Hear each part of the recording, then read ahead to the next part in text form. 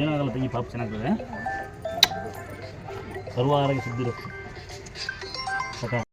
ಇಲ್ಲೇ ಇರ್ತೀಯಾ? ಏನು ಹಾಂ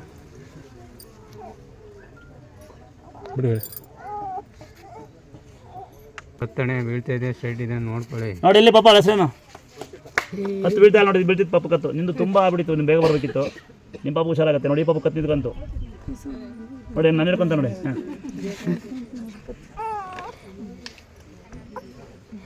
ಅದು ಇಟ್ಕೊಂಡಿದ್ಯಾ?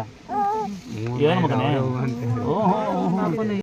ಸ್ವಾಮಿಯರು ಅವಳ ಪುರುಷಲ್ಲ ಏನಿಲ್ಲಪ್ಪ. ನಿಮ್ಮ ಅದೃಷ್ಟ ಚೆನ್ನಾಗಿರಬೇಕು, ನಿಮ್ಮ ಮನೆಗಳು ಚೆನ್ನಾಗಿರಬೇಕು, ನಿಮ್ಮ ಭಕ್ತಿ ಚೆನ್ನಾಗಿರಬೇಕು, ಅವಳು ಕಂಡುಬಿಡ್ಬೇಕು ಅಷ್ಟೇ. ನಾನು ತಿಳ್ಕೊಂಡ್ರೆ ಹಿಂಗೆ ಹುಷಾರು ಮಾಡ್ತೀನಿ ನಿಮಗೆ ಅಂತ ನಾನು ಯಾವತ್ತು ಹೇಳಲ್ಲ.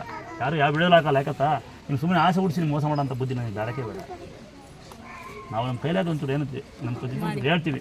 ಅದರಲ್ಲಿ ಆ ತಾಯಿ ಕಂಡುಬಿಡಬೇಕು, ನಿಮ್ಮ ನಂಬಿಕೆ ಇರಬೇಕು. ಸುಮಾರು ಜನ ಹುಷಾರಾದವ್ರು ಇದ್ದಾರೆ, ಇವರು ಹುಷಾರಾಗದ್ರು ಇದ್ದಾರೆ. ಕೇಳ್ತಾರೆ ನೋಡಿ, ಅಲ್ಲಿ ಮನೆ ಹೇಳಿದ್ರೆ ಒಂದು ಮಗು ಅಂತರ ಹಾಕೊಂಡು ನಮ್ಮ ಶಾಲೆ ಆಡ್ಕೊಂತಾರೆ ಅಂತಾರೆ. ದೇವ್ರನ್ನೇ ಮಾಡಿದವ್ರು ಏನು ಮಾಡುತ್ತೆ, ಮಾಡೋಣ ಅಂದರೆ ಮಾಡ್ತೀನಿ. ಇದನ್ನ ಏನು ಪಾಪನ